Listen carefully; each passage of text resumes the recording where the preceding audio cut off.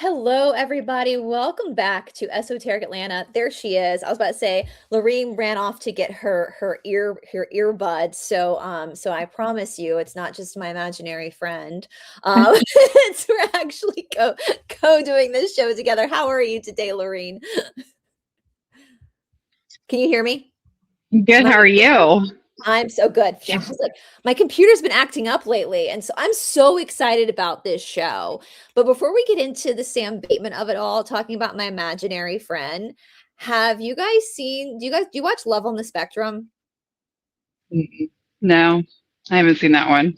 If you need like a really feel good, warm hearted show, there's actually a Mormon on it this season 4. She's adorable. Her name's Emma. She's adorable. But they have a guy named Logan who has an imaginary girlfriend named Tifa. Oh, These people are the sweetest. I just love that show because they're just so they're on the autism spectrum, and as everybody says, like they're literally kind of showing us like what humanity is. We all want to be loved. We all want to make connections with people, and it's as simple as that. And to see these young people, these young adults get so excited over the simplest things, it's like a reminder of like how simple things can be exciting. And I think we get so dramatic and overthink our relationships sometimes. So if you guys, before we get into a very dark and serious documentary, if you need a little palate cleansing after this, go watch Love on the Spectrum. I wore this shirt for a reason today, my Evil Eye shirt, to keep negative energy away, because this is definitely going to be a darker conversation, but a necessary conversation. And I'm so excited that you're doing this with me, Larene.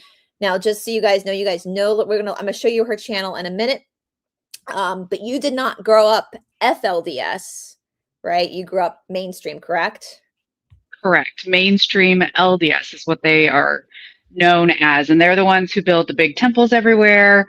Our LDS is the first kind of fraction from the mainstream Joseph Smith LDS, and that is now Community of Christ. The fundamentalists, that's the FLDS, and they used to be just the fundamentalists, and they have back in the day, they are really doing Joseph Smith's polygamy and the true church that Joseph Smith started, basically. Yeah, I that's what we were saying offline. I agree. As somebody who's never been a Mormon, I think that we've said this before, Lorraine. I think that both of us, I'm just nosy. Like I'm just nosy. So that's why I started studying Mormonism, because I'm just a nosy bitch. Like I just want to know what they're doing.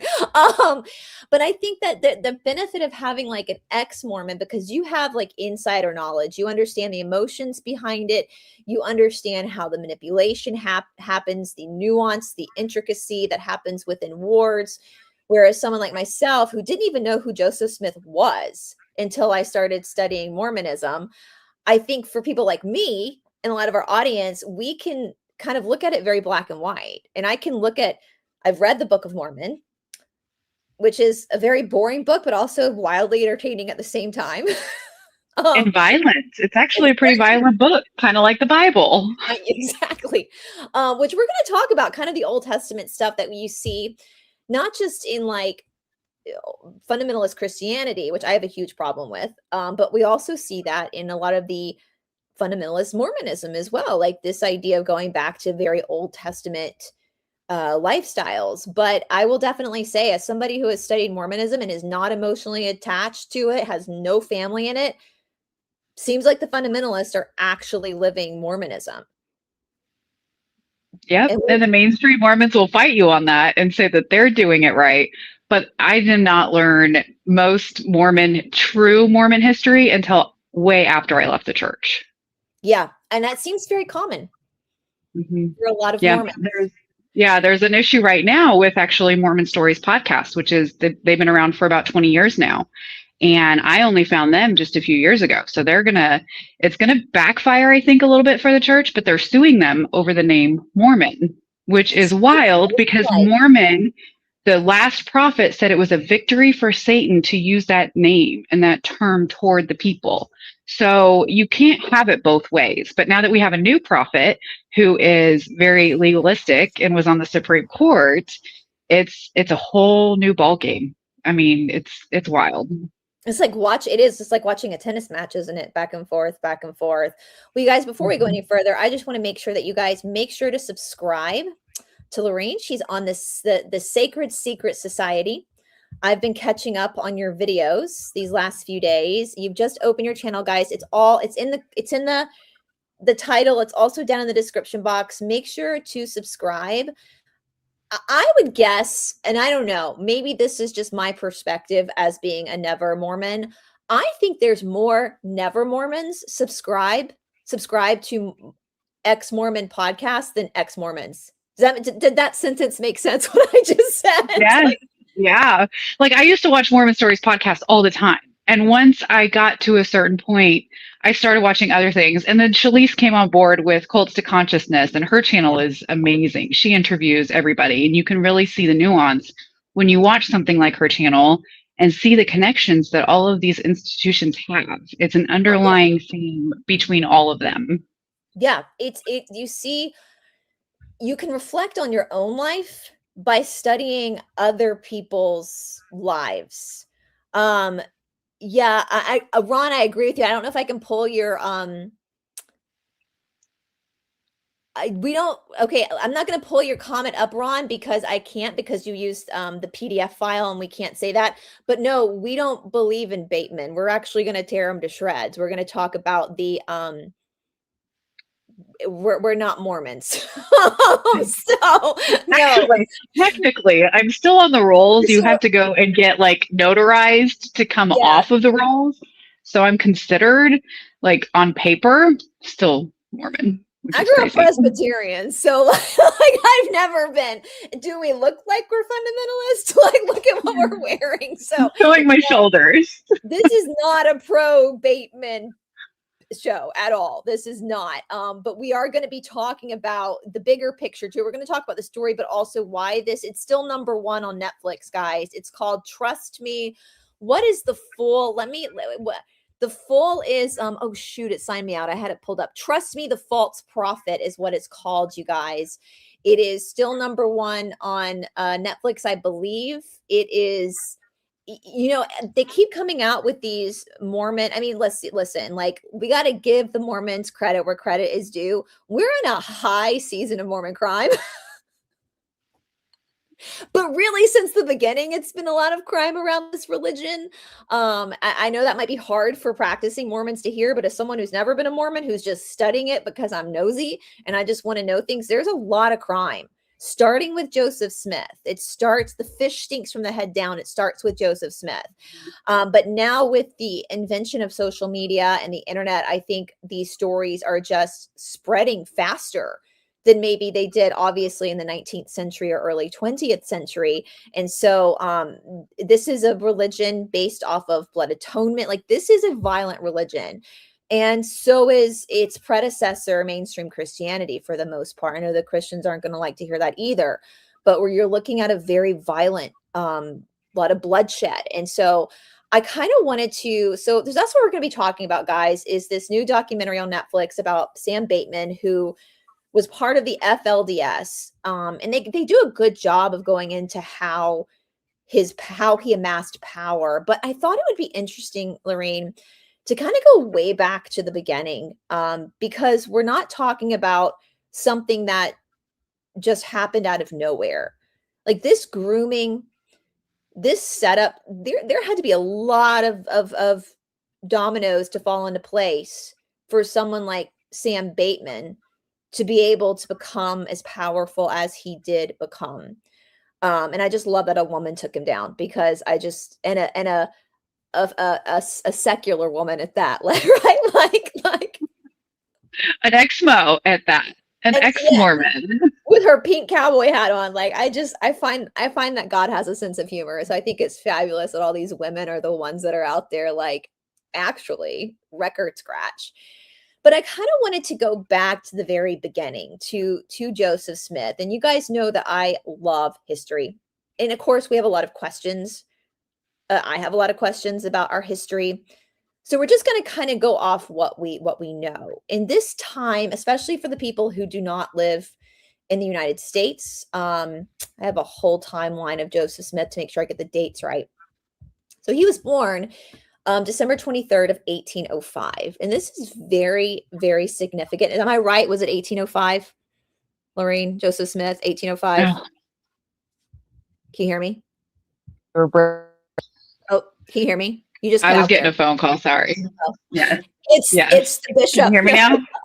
Yes. Yeah. So 1805 in upstate New York. So this is one of the original 13 colonies. And this is important, you guys, because again, this is 1805. The Revolutionary War, the battles actually started today. Isn't that interesting? April 19th of 1775 is when the first battles kind of kicked off in the American Revolution. But we always say 1776 because that's when the Declaration of Independence was written. And we know that from historians that America as a fledgling new country, really didn't totally get its footing until like 1790. So 15 years post 1790 is not a lot of time. And so I want to talk about like this, Larene, in the United States of America, this turn of the century from the 18th century to the 19th century. If I could go back and be a fly on the wall at certain historical times, this would be one of them. Because this was a wild shit show. Like think about the Wild West, but on the East Coast. You have a group of people who have literally just defeated the biggest military in the whole world. They didn't expect to win, and now they've won, and they don't quite know what to do. Because all of a sudden we're a country without a monarchy. And so people aren't used to that. We've now decided we're going to have a president. What does that mean? And we have this amendment that we have freedom of religion. Now, I know this sounds crazy to us now, but you have to understand that the colonists at this time, they all came, most of them came, ancestors came to the New World because why? Because Europe was chopping each other's heads off over believing in a different flavor of Jesus, right? And so there's a lot of trauma, generational trauma here around religion. We know when the Declaration or the Constitution was written that the founding fathers, I know Catholics are going to have a hard time hearing this, but feelings aren't facts, facts are facts. With the freedom of religion, we know the founding fathers themselves had a really hard time with that because they did not want to allow Catholicism into the United States. They wanted to outlaw Catholicism. Why? Because of the Jesuits and the Jesuit connection to the monarchy. I've done a whole deep dive. It's on RUMBLE. I couldn't do it on YouTube. It's over there. But they had to, because they can't have freedom of religion, but ex-nay one group, right? So they just had to kind of put certain laws into place to try to keep our the church and state separate, which is very vitally important if we want to have freedom of religion, that religion is not in our actual government, that the government remains secular. So this is a wild time of people who have generational trauma around religion. Because we have no government telling somebody what to believe, it's almost like when a child grows up in a very controlled home and then all of a sudden they go to college and they become wild. That's what's happening in early 19th century America. Like, this is fucking wild, you guys. Like, I would love to observe this. You also have, which we'll get into, the Smith family was big into folk magic. This was not really abnormal. A lot of people were into folk magic at this time. Down in the South, you have the old country. Jerry, we just had Jerry on last week. He talked about bringing the old world magic, mixing it with different like African magics, Native American. So you have this develop, which I think is really eccentric and cool now in 2026. But back in the early 19th century, this is like a frat party on acid. Like, this is wild times, And so we also have this weird thing too. I want to make sure before we get any further with women's rights. And for my non-American friends watching, or I would say also non-Australia, non-Canadian, because they kind of do the same thing. We were settled as a republic. And this kind of gets into Joseph Smith's story and how he kind of wandered around, meaning that our states, every state have their own, basically their own constitution, have their own, like certain laws in Georgia will not apply to Larene, who lives in the Garden of Eden. Where is that for those who've never been Mormon? It's not in the Jackson County, Missouri. surprise, surprise. So Missouri and Georgia are going to have very similar laws under the federal umbrella, but we're going to have slightly different state laws. And this comes in with women's rights as well. So one thing that's interesting, I don't know if I've ever told you this, Lauren, because we don't have much Mormonism down here in the Southeast. Now, it started in the Northeast and then kind of went out west. So you can look at it geographically that way too. But down here, like in the state of Georgia, where I live, it was one of the first states to give women the right to like inherit. So what does that mean? Before like the mid 19th century, if a woman's family had money, it would transfer to her husband or her brother if she never married, or once her husband passed away, then the son would manage it. Georgia was one of the first states to say, no, no, no, a woman is going to be able to just inherit. So this doesn't get into like bank laws. That comes in actually in the 20th century. So we see certain states are already given women a little bit of power. And it's weird. It's the Southeast that kind of was the first to do that over like the Northeast, to be a little bit more progressive with women's rights. And I wonder if that stopped some of the Mormonism from spreading into the Southeast, because we're going to get into it about what was going on with Joseph. Is there anything you want to add to that? Because I know you probably you're like an OG Mormon, right? Like you have family from the Northeast. Yeah, yeah. So my mom actually was not born Mormon. She was, I think, more on the Protestant side, but I have found books like on that side of the family of Quakers. So we have a wide variety of religion in my family. My mom became Mormon and moved to Utah and met my dad, who was sixth generation Mormon. One of his ancestors was Joseph Bates Noble.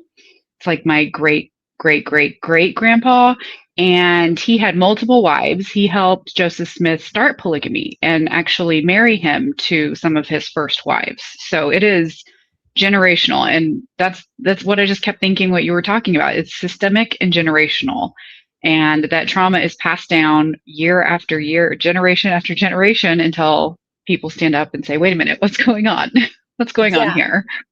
And it was right. Like the time was right for a Joseph Smith to come along, because he's saying to people like, guess what? None of the churches are right. I have the real story. And not only do I have the real story, but America's kind of the promised land. That's what I kind of think about with Mormonism, is we have this idea in the Bible that there's this promised land. And it seems like, I don't know if they ever used that terminology in Mormonism, but as someone who grew up Protestant reading the Book of Mormon and studying this, it seems like that's kind of what he was hinting at, is that this is the promised land promised to us by God back in the Old Testament. Yeah.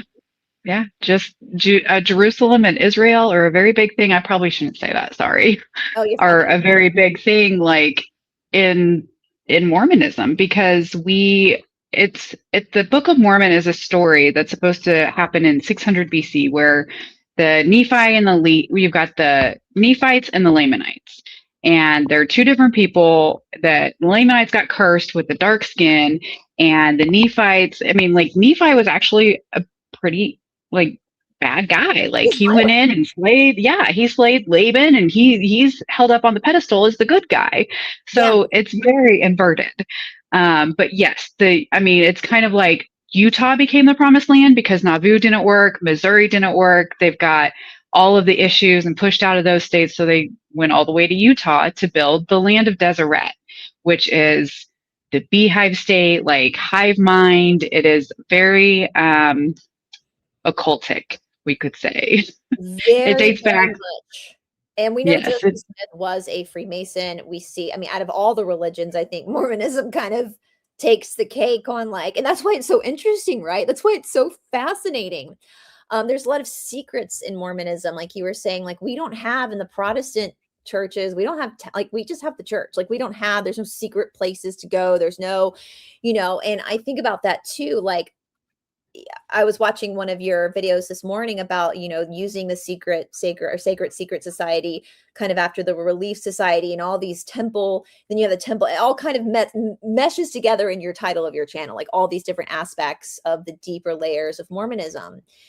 And that is a problem when there is a organization that has a separate entity where you don't talk about it. I think you even said it, that's not informed consent. Right. And therefore it's not good. Now, are things sacred? Yes. But that doesn't mean they're secret. So They what do I should not be secret. You They can should go not. in and find it all out on your own. You don't need somebody else to tell you what that is. And they're even trying to twist that right now. Like, you need somebody else above you. You cannot do it on your own. That's witchcraft. That's bad. But in reality, that's the whole point of being here, is to find yourself and to figure it out within yourself, not listening to somebody Absolutely. else. I love JoJo's comment. Just a boring old Lutheran over here. That's how I feel too with being a Presbyterian. We don't get magic underwear. Like, That is one thing that Mormonism is not. It is not boring. It's boring when you go every Sunday and when you're growing up a child in it. But when you get out and you start really looking at the history, it is anything but boring. wild. Like, it's wild. It's very wild. It's like Joseph Smith kind of, excuse my language, but this is what the kids say. He reminds me of like a fuck boy. Like, if he was born in our time, he would have been like the frat boy that like got away with some shit. That was roosting So, in the breaks. yeah, I'm reading right now Mormon Enigma, and it's the story about Emma Smith. And it's all about Joseph Smith, of course, right off the bat. And he was trying to join the church that Emma's family was going to.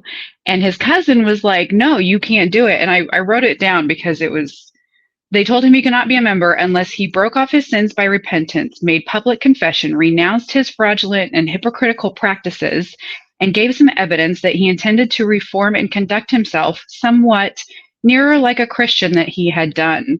They gave him his choice to go before the class and publicly have his name stricken from the class book or stand a disciplinary investigation.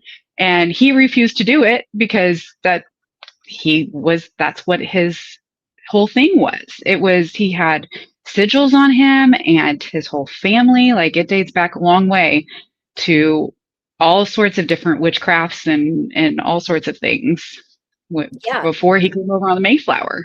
Well, and I even want to show you guys too this book that I've been very much interested in. I'm sorry, I've got stacks of book.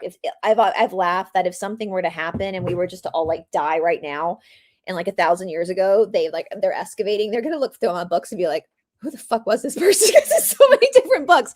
But No Man Knows My History by The Life of Joseph Smith by Fawn Brody. This is an incredible book. You can see how much I've marked it. I want to remind people the knowledge of Joseph Smith's warlock ways, witchy ways, was it was common knowledge back then. Very common knowledge that his family was into this form of magic. And it was common knowledge because they weren't the only ones doing it. Like, this is a very, like, again, the 19th century from the beginning to the end is a very wild time here in the United States. And I think different areas of the United States definitely had a different relationship with the occult. Down here in the South, it just never died. Like, people just like merged it. It became, a lot of our practices are kind of based in like hoodoo and voodoo. Like, they merged in with like European folk craft, which is probably more of what Joseph Smith was doing. From the old country that they were, the Celtic, the Druids, even into Eastern Europe, bringing it over to the New World. But I think because of cultures, like down here in the South, people just kind of did it with behind closed doors. And of course there was slavery here. So it was a very, just kind of looking at how these things happened. They don't just happen. There's things going on in the peripheral that are allowing it to happen. But what's interesting about the Smith family is that they practiced necromancy. Mm-hmm. And that was one thing that the cousin said also. Like, he had to deny the practice of necromancy. Like, you can go find a whole episode on that because it's everything about the necromancy temple. For our friends who don't know what that is, Larene. Basically playing with dead spirits and calling them down and having them be a part of yourself. Yep. And that is literally what they do in the temple.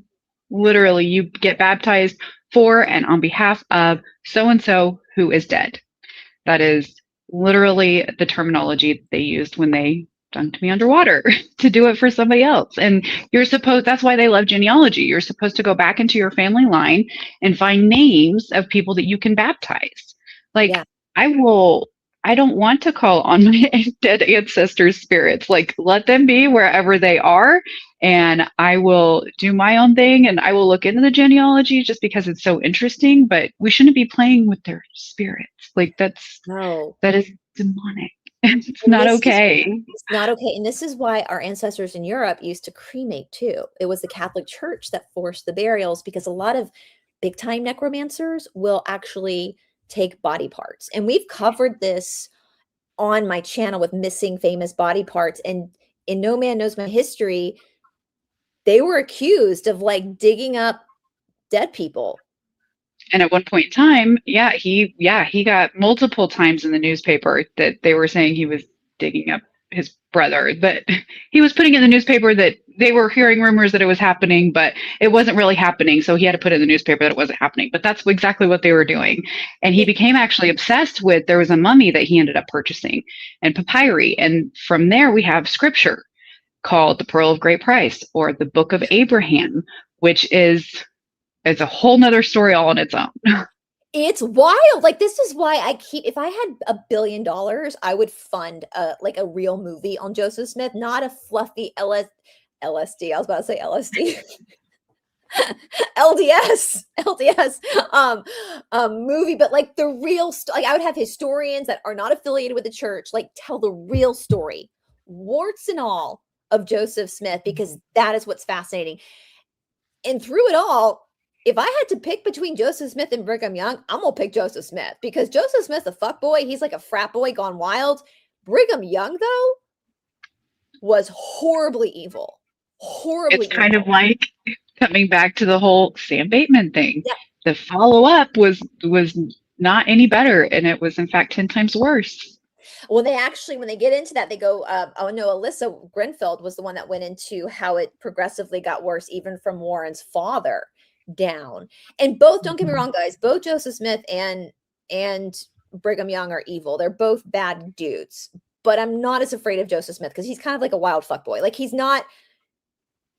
just kind of this like, even though he seems super smart, But they'll dumb him down. When I grew up, he was just a dumb farm boy who couldn't have possibly created such a book without God's help. And that's how it's so magical. But that's how they framed it to us. He was a wild child. That's kind of what I see in my mind. Like I wouldn't have been as afraid of him. I think my fear of Joseph Smith is more mental. Like I think he was very manipulative, whereas Brigham I see is actually being physically violent. And like, what's worse? I don't know. And thank God we don't. I mean, I say thank God we've got the same types of people living amongst us now. But back then, and we look at the women, and the reason why I brought up women's rights, guys, is because we're going to get into polygamy. Now, my question before we even get into the FLDS, when Joseph Smith first, like, let me pull the timeline up so you guys have a date. So, between let me see. So our first vision, so spring of 1820s, let's see. Smith later reports having his first vision, claiming God the Father and Jesus Christ appeared to him. 1823 claims visitation by an angel named Moroni, who tells him about the buried golden plates. 1827 says he receives the plates from a hill near Palmyra. That's in upstate New York. 1827 to 1829 dictates the text that would become the Book of Mormon. Uses scribes, notably Oliver Cowdery, to write the text. March 1830, the Book of Mormon is published. April 6th, 1830, he found out there. They say here that it was originally called the Church of Christ, but later became the LDS Church. Do you know anything about that? Was it originally? Yes, it went through multiple names, but the Church of Christ was the first one. I actually have a list of them. I'll try to find real quick. But it has taken many names over the years. There's actually, so here in Jackson County, Missouri, there's a city called Independence. And in Independence, there are multiple factions of this. That you have the Remnant Church of Jesus Christ, you have the RLDS, and then you have Community of Christ that broke off of the RLDS. There is the Church of Christ. There's all sorts of different names for the different factions. So for our audience listening to all of these, the one thing all these factions have in common is that they believe in the Book of Mormon. Is that correct? Yes. They all start from Joseph Smith being a prophet, seer, and revelator. And so this is where it becomes drastically different from mainstream Christianity. Even though you guys have the Bible, there's a whole different set of rules.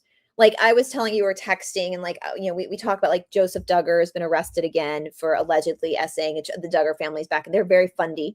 You know, they're not like most Christians like myself, even though I come down hard on the Christian church. Most Christians like kind of grew up how I did. Like you go to church on Sunday, that's that. All religions have a culty vibe, but it's not as culty as like the Mormon church.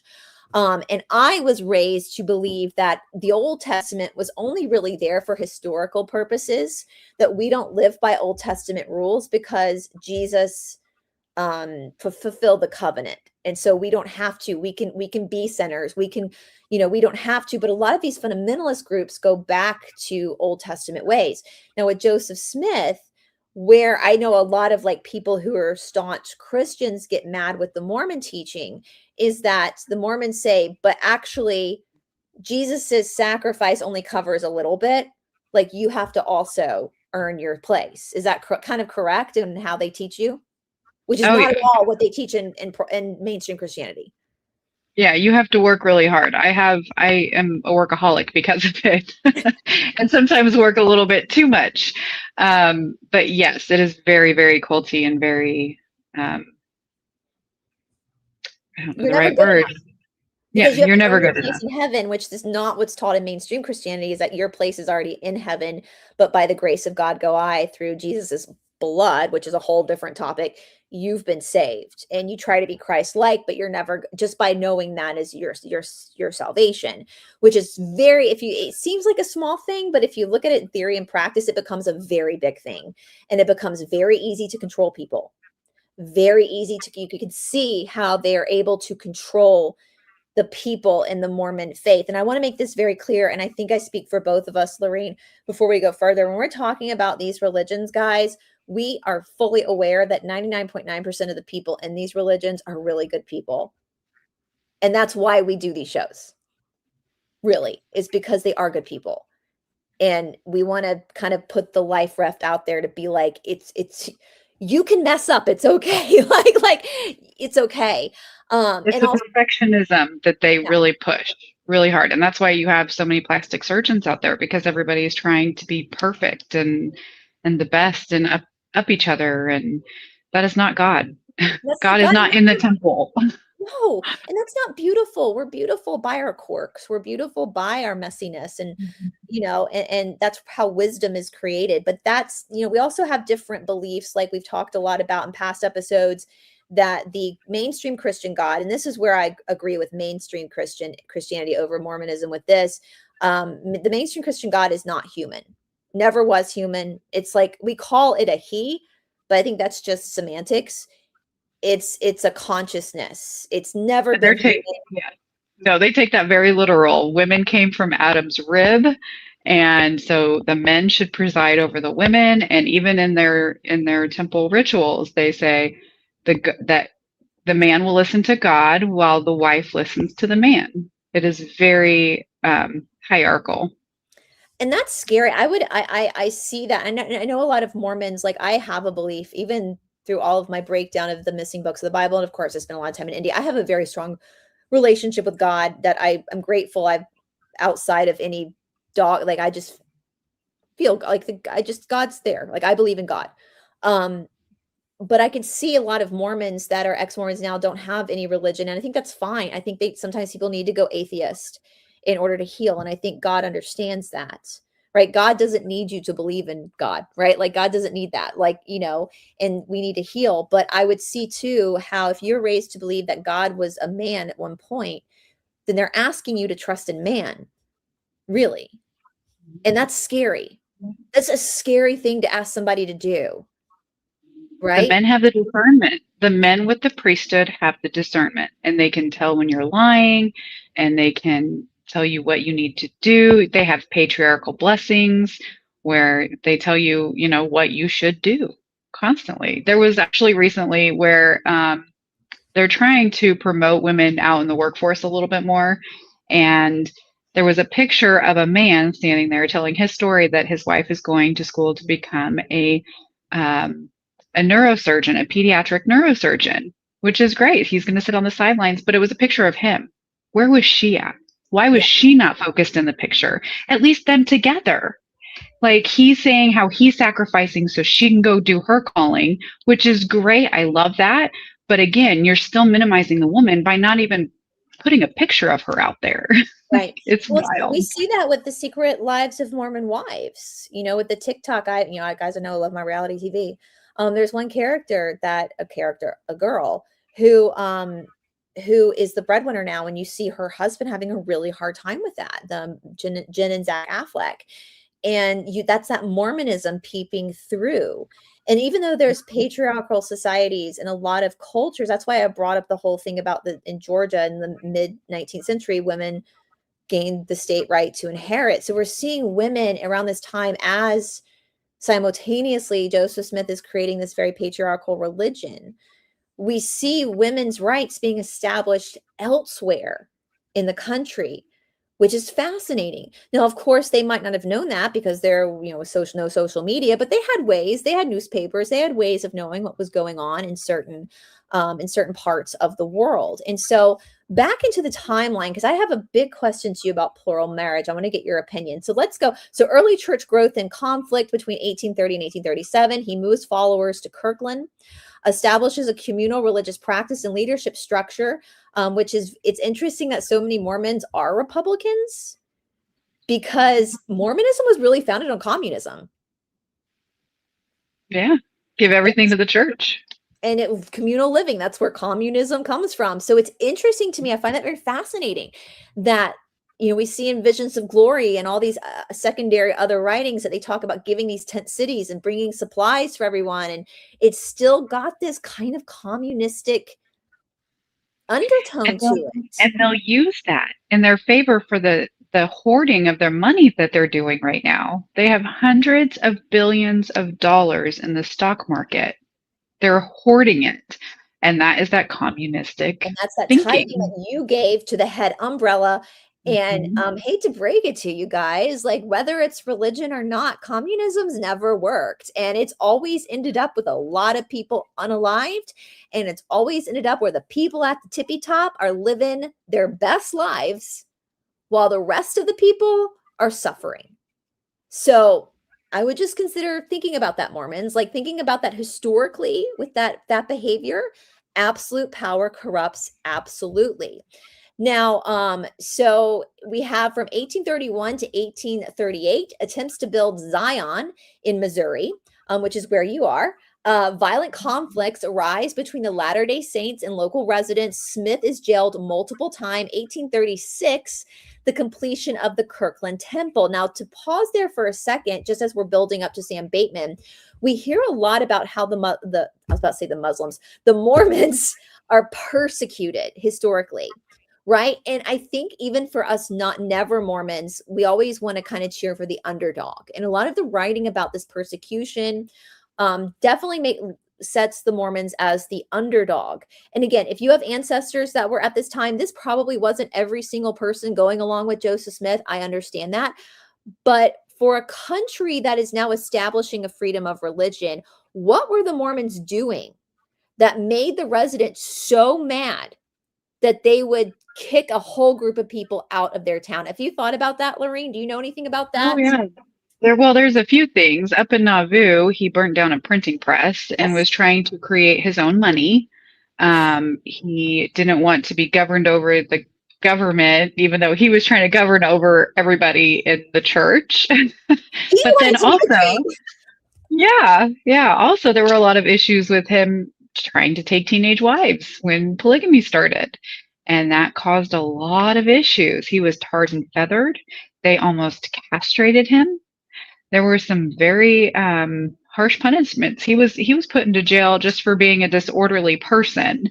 And that is because of his treasure digging and looking for things with his stone and a hat, and he found the gold plates because Moroni and witchy things. So there was a lot going on that they And were coming after him for. I think most Americans really, if I had to guess, don't really care what somebody else is doing as long as you're not affecting them. So my perspective has had there had to be quite a ruckus kicking up.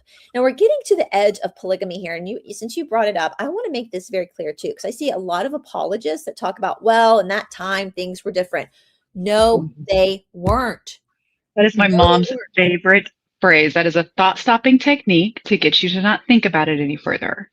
It is not different for a 30-year-old to trying to come after a 12-year-old. That's not okay. That was not okay. No, they did not.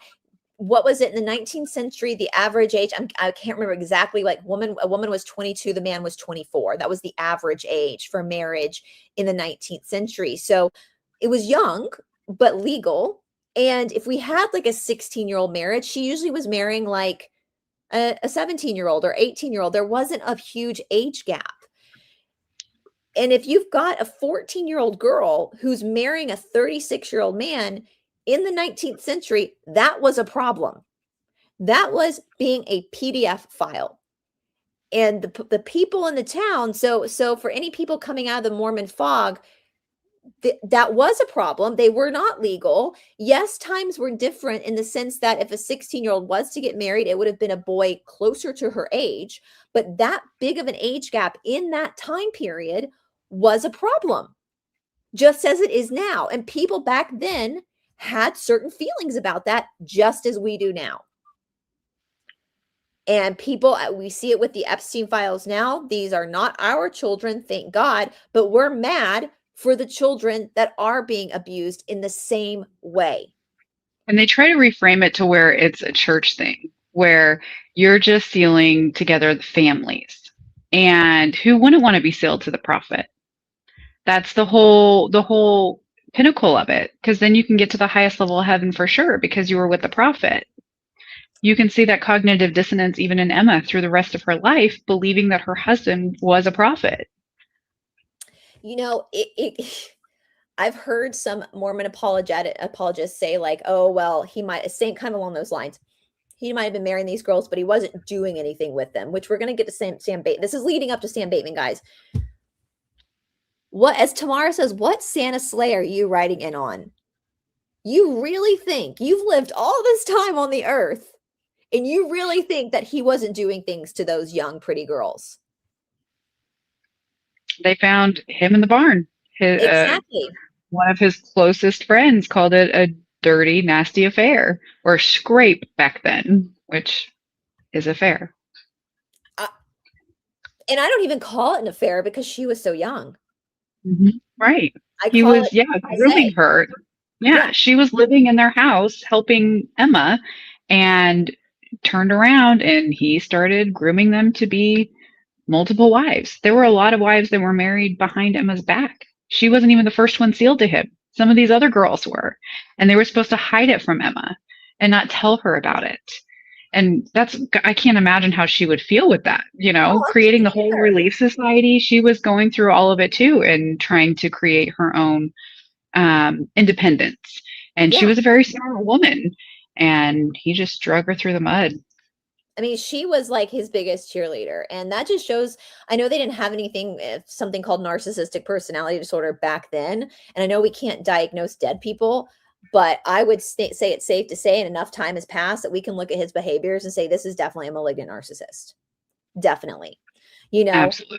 So let's get to the polygamy. So final events and death, 1844, growing descent from, I skipped a section. Nauvoo period and rise of power from 1839 to 1844. He establishes the city of Nauvoo, becomes mayor, militia leader, and religious head, and introduces controversial doctrine, including plural marriage, polygamy, gains political and economic influence. In 1844, announces candidacy for president of the United States.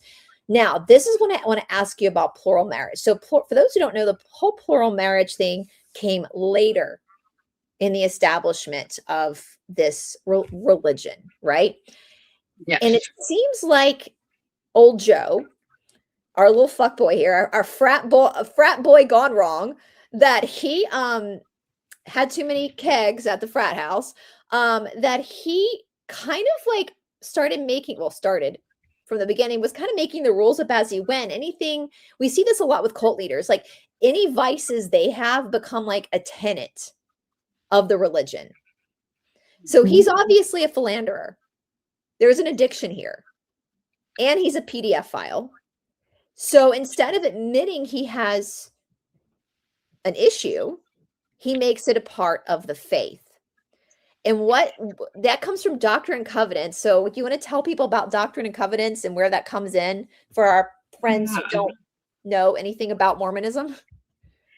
Yeah, it's actually, so Doctrine and Covenants is kind of his travels through Nauvoo and kind of writing down everything that was happening. It was called the Book of Commandments back in the day, and now it's the Doctrine and Covenants. So section 132 was recorded in July 12th, 1834. I'm looking at my good old quad here with the fun different books that we were given as scripture. This is like it. This is what you get when you get baptized.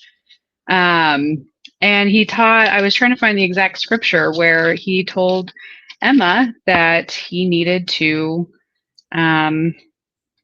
marry multiple wives, and she needed to agree to it with a drawn sword, a sword. So, I mean, it was very manipulative. Like, she would be cast down in the depths of hell if she didn't follow along with this revelation that he came up with. Joe would have loved a good strip club, wouldn't you have? Yeah. Yeah, that's for sure. And there's even something about blood spit. Oh, verily I say unto you, a commandment I give unto mine handmaid Emma Smith, your wife, whom I have given unto you, that she stay herself and not partake, not of that which I commanded you to offer her, for I did it, saith the Lord, to prove to you, as I did to Abraham, and that I might require an offering of your hand, a covenant and sacrifice. Like, he's literally putting her name in the scriptures. I thought that was the part where he said, but it's right there embedded in their scriptures. There's also something about blood sacrifice in the same section. So if you want to go read it, you can go to the LDS website, and the Book of Mormon is there with the Doctrine and Covenants and all of their scriptures. So it's a threat. If you want to get entertained, read. Yeah. He uses God as a weapon and he threatens her. Right? Which is kind of the same thing with Sam Baitman. That's why I want to go through a brief history before we even talk about Sam Baitman, so people understand how this even happens. And talking about Abraham, that's what I was saying earlier, that a lot of these fundamentalists really cling to the Old Testament, which is super violent. You know, like I was always taught growing up that the Old Testament's just there for history. We don't live by those rules because Jesus fixed it for us. Like polygamy's not a thing anymore. Like blood sacrifice isn't a thing anymore. Like we don't do that because Jesus fixed it for us. Basically is what I was taught. Now I have problems. You guys know that, but that's a story for another day. And then we see this in like fundamentalist Christianity, like the Duggars, the IBLP and Institute Basal. They're more Baptist. And I was joking with you. I'm like, yeah, honestly, like if Bill Gothard came out and said, we're going to start practicing polygamy, that would not shock me. They're like 2 denim skirts away from like practicing polygamy because they're all about that Old Testament. They love it seems like it's a bunch of really insecure men who cling to the power that the men have in the Old Testament. Because in the New Testament, even in the canonized Bible, we see it more in the missing books of the Bible, Jesus was cool with women. Like he very much recognized, there's a story where, you know, he's teaching at somebody's house and one of the women is like sitting there listening and her sister calls her to go prepare the dinner. And Jesus is like, no, she needs to sit here as well. So he gave a lot of authority to women, which I don't think these insecure they men, were equal. They were equal. They didn't listen. His wife was Magdalene. Like, let's be real. Like she was a fire. And I know the Mormons also teach that he had multiple wives, right? Which we see no sign of that in any of the canonized scripture or the missing books of the Bible. We see no sign of him being a polygamist at all. Jesus. So do they teach that in Mormonism, that he had multiple wives? Yeah. Joseph Smith was to restore the gospel the way it was back in the Old Testament and the New Testament. So he was bringing back the priesthood that they used to have back then. And that was completely made up by Joseph Smith, because we see no evidence of that at all, that he had multiple wives. No evidence. In fact, there's one book of the missing book of the Bible. I know I've mentioned this before, and I cannot remember if you guys remember. Yeah, two denim skirts away. They love their old denim skirts, don't they? And the and the IBLP. But we have there's one missing, but you guys, again, if you remember the book I'm talking about, put it in the comment, because I'd have to go back and look. But it struck me because his disciples, his student, asked him about like divorce. They were talking about divorce, which was going on back then. It wasn't obviously as common as is now. And Jesus's perspective was like, well, if you don't love each other, like he was really kind of blasé-faire about it. And they get into the sanctity of relationships. And there's only one relationship that he said was diabolical. That was polygamy. So that's in a missing book of the Bible where Jesus is like, it's diabolical. Why? Because it's basically like carpooling for, the transporting of women. And we see that in the Old Testament. Like it's what Epstein was doing. Women don't have a say. It's, this is diabolical. There's no respect. There's no mutual respect between two people. And so it's funny that Joseph Smith twisted that. I mean, shame that he wasn't alive when these books were being found, the missing books of the Bible, where Jesus was like, no. Now, my question to you, this is why I wanted to let our audience know that polygamy was not there in the very beginning. Joseph Smith might have been having affairs, but it's only when I think he got caught that they like, oh, it just so happens, lo, God came to me and said this, you have to do this. Do you think, Larene, and I guess we can only speculate because we're not in that time period, we're in this time period. But do you think, I have to believe, even in the early 19th century, that there were men who really, really loved and cherished their wives? I have to believe that there were men who followed Joseph Smith that really loved and cherished their wives. So do you think if Joseph Smith had started with polygamy, that he would have the following that he eventually had? Probably not. No, because you got to get groomed a little bit. It's a little bit at a time. With Emma, it was like I was reading one of the stories where she was going with him to go get the plates. Like he was trying to prove to her that he was a prophet and got her little by little. It's like the frog in the water. You slowly turn up the water. Yeah, that's what I was thinking too. And that there's a reason why I brought that up, because we're building to Sam Bates. So long story short, old Joe finally outcockies himself and he gets unalived.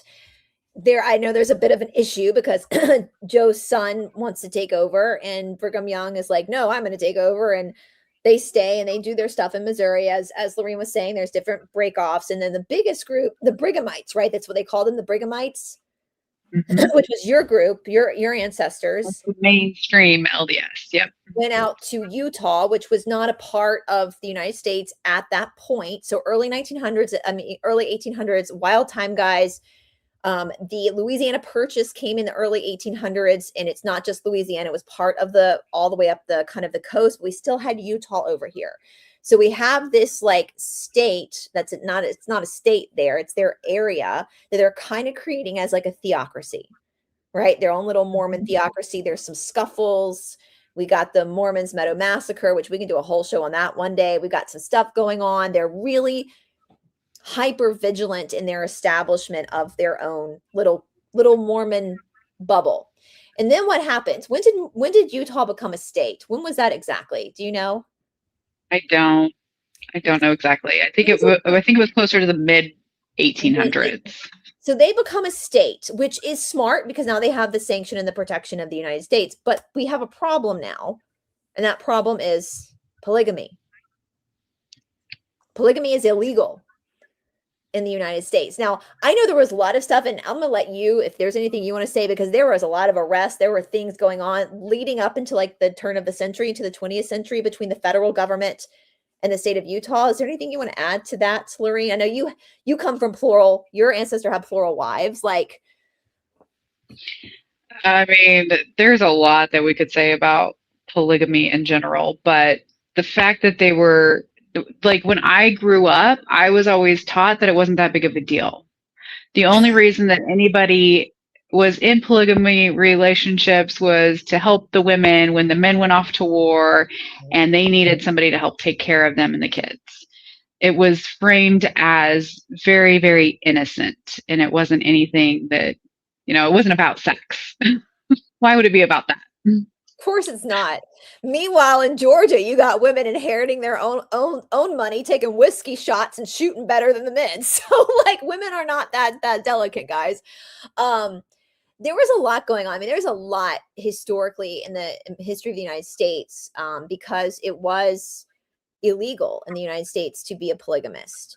And they were not able to become a state until they dropped the polygamy. That's why they ended up basically quitting doing it. Yeah. And then but that also started a lot of and we see this today too. Like I'm not a fan of the federal government. Like I don't trust the federal government. Like most people don't. Like but there's a lot of strife with the Mormons because we do have freedom of religion, which is something we can debate about. Like where we were talking about that off camera, like where does your freedom end? And for me, that's if somebody else's rights are being walked all over, that's where your freedom of you cannot usurp somebody else's humanity for your own religion.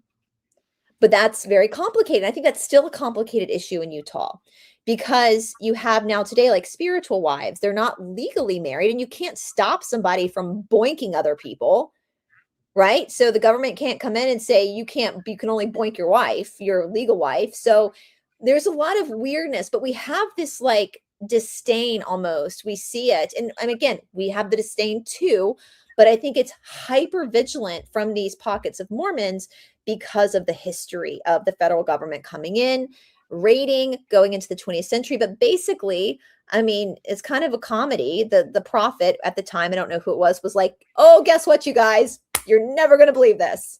I was talking with God. And he said, we can't practice polygamy anymore. Isn't that great? Now we can be a state. Like, isn't that great that God changed his mind? Funny when he does that, isn't it? Mormon God has changed his mind a lot too, hasn't he? Oh, guys, a lot. Yeah. Go watch the Book of Mormon musical. There's one line of song when God changed his mind about Black people. Mormon God changes his mind a lot. But you can't make this shit up. He was like, really good news. I had the revelation. We're going to disavow polygamy. However, my friends, except for when you die and go to heaven, you're going to have wives. Loophole, right? So I was watching C2C the other day, speaking of different cults, and McKelty from the Sister Wives was on there. And she was talking about oh my goodness, I've lost it. It was something about how Mormonism, it'll come back to me. They were talking about just how the LDS church. That's what it is. The LDS church was actually like the main church and they were going to get it back. The AUB group is their group, which also reminds me of the Kingston group. They're another faction. But the AUB group thinks that the LDS church will actually become theirs because the polygamy will come back, like Joseph Smith said it would. So it's very interesting that they're all connected, even though they want us to pretend that they're not, or they want us to think that they're not. I really think that they're in bed with each other when it all boils down to the money and the relationships and making sure everybody's on the same page with this new order that they're trying to push in. And it definitely seems that from an outsider looking in, I know that mainstream Mormons are not going to agree with me on this, but as an outsider looking in, polygamy is at the center of this religion. It is. When you get married, in order to get to the highest level of heaven, you have to have 3 wives. That is part of it. So one of the things that when my dad died, when that happened, my mom was like, I hope he doesn't find another wife before I get there, because she truly believes, like, as much heartache as that causes her, it is real in her mind that she will have to be a sister wife in heaven, because that is what it is. Because a loving God would do that. You're supposed to create your own world.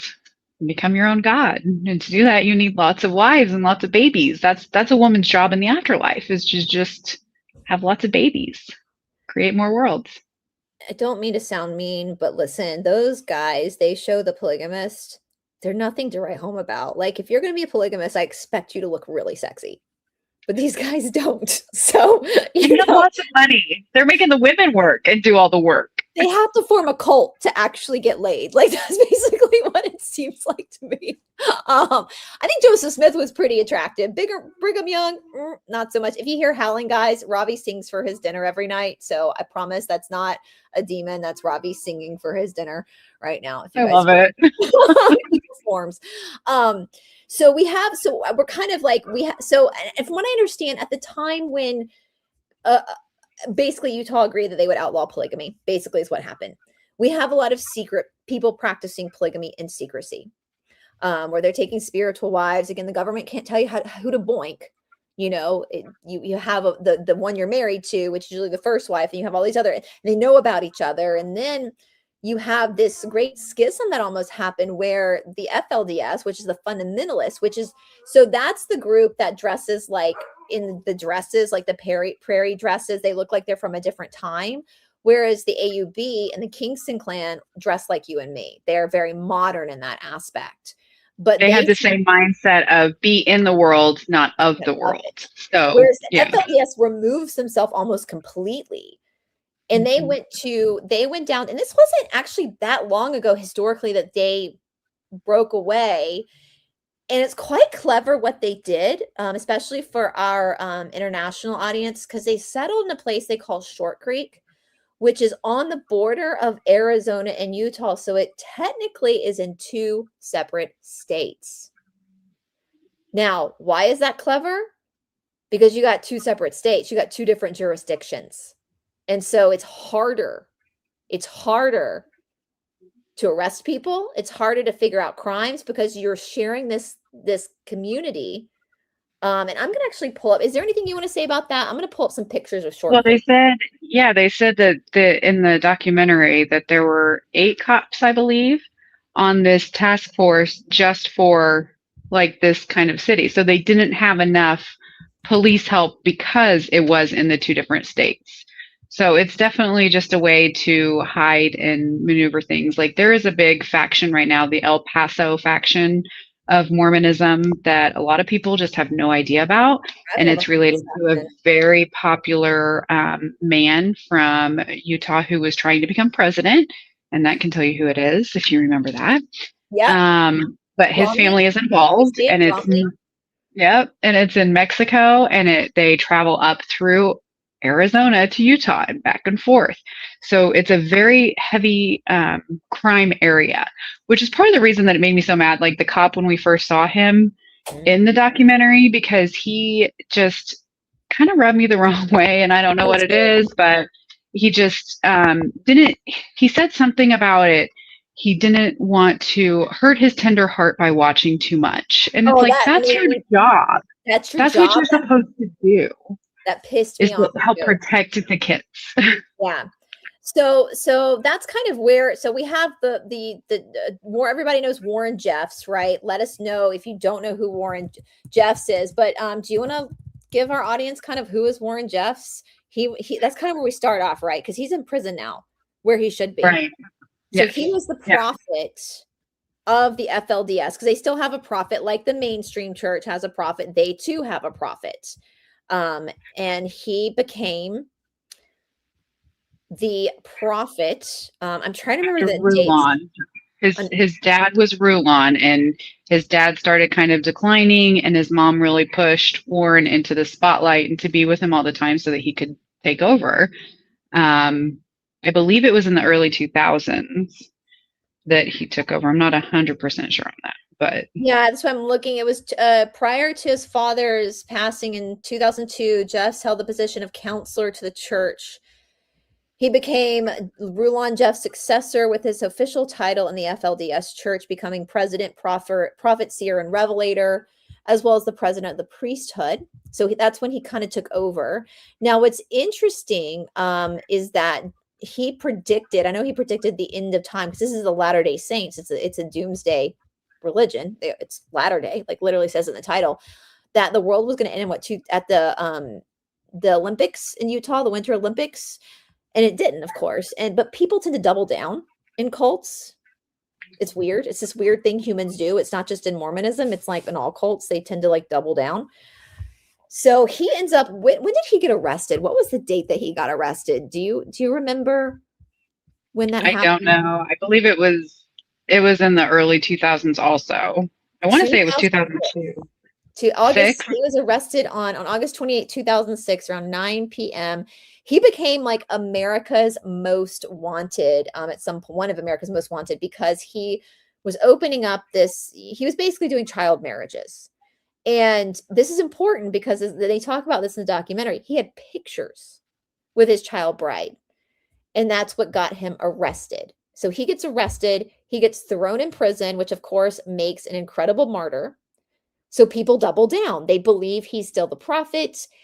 And what did he do, Larene? Like, not to spoil it for people. Like, if you haven't seen the documentary, I mean, it's still good if you know what's going to happen. We obviously know the bad guy gets caught because there's a documentary, right? He like basically stopped them from living, didn't he? Like, what were some of the rules he told them through the prison? Stop having babies. No more marriages, no more babies. You are celibate now because he was, like you said, the prophet will make you do what he has to do. And it was so we have it building from Joseph Smith now to this group that's still following this belief system that they're supposed to have multiple wives. They're supposed to have, what they said, one child every year. Like, you have a uterus of steel if you're doing that. Like, Jesus Christ, like, no pun intended, but holy shit, like one child a year. They push that hard in Mormonism too. You have as many babies as you can. You do not use birth control. You are here to multiply and replenish the earth and help spread the gospel to all edges of the earth. So you need all the babies to do that. Do you know how many pairs of Spanx you'd have to own if you gave birth that many times? I can't even imagine. Two is plenty. I mean, I don't even like being bloated. Like, I can't imagine like having like constant and constantly feeding something from my body. So, but to be raised in this for generations. So I want people to understand, like, for generations, especially as a woman, that this is your purpose. And as in my opinion, the whole center of the religion revolves around polygamy. And then to be told, no. There's a scene, is it in the first episode, where they show the crib room? Mm-hmm. Yeah, that was one of the first things I wrote. Yeah, the attic full of cribs when they were done because they weren't allowed to have babies anymore. Like, I can't understand how they still follow him as a prophet. But even one of the women close to the beginning was like, I don't know who this guy is coming in here pretending to be the prophet, because our prophet is still the prophet, even though he's in jail. And that's something that Alyssa Grimfield brought up that I text you that I thought was really fascinating, because she brought up such a good point. And I think this applies to all of us. And it's a good reminder. Self-reflection is really hard to do for all of us. And Alyssa Grimfield brought up that these people in the FLDS, a lot of them sussed out Sam Baitman. But yet they couldn't suss themselves out with Warren Jeffs. And just same with the Mormons. Like, the mainstream LDS church is like, how can you follow Warren Jeffs? But they are following this guy named Dallin H. Oaks, who is not a good guy. If you really look at his history and what he's done over the years, he's not a good guy. I saw a video of him, like a clip of him speaking in some video I was watching, some podcast, and I never really like seen him. You know, when you see somebody and you just get like a heart drop, like a gut punch? Yeah. The darkness coming out of his eyes, you know, I'm not saying he's like a bad looking guy, he's an old guy, but there's just an energy about people, and you see somebody and you're like, oh, hell no. That's what I felt when I saw him. For an example of one of the things he did in the 70s was conversion therapy.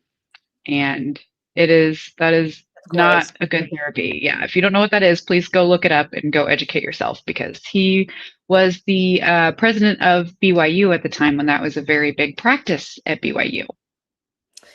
The fundamentalist churches, mainstream churches do that shit as well. It's fucking gross. Like, stop. It's Mhm. gross. It's abusive. It's violent. It's not love. It's not of God.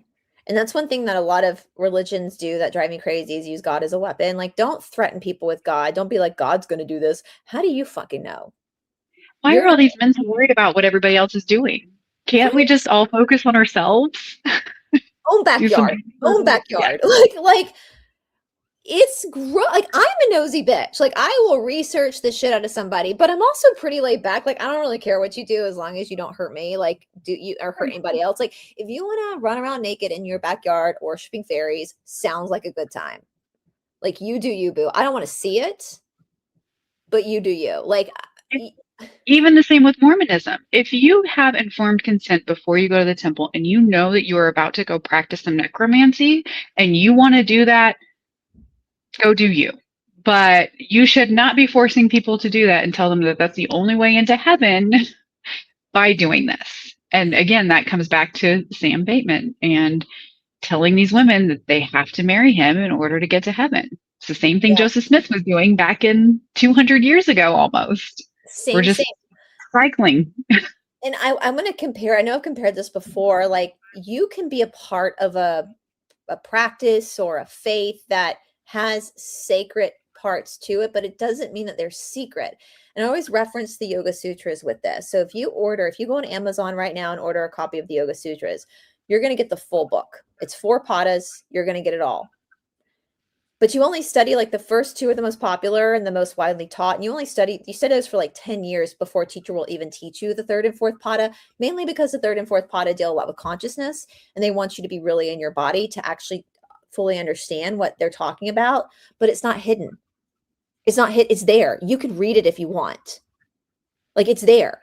There's no surprises. You can read them. You might not understand them, but they're not hiding anything from you. Right? They're just, Yeah.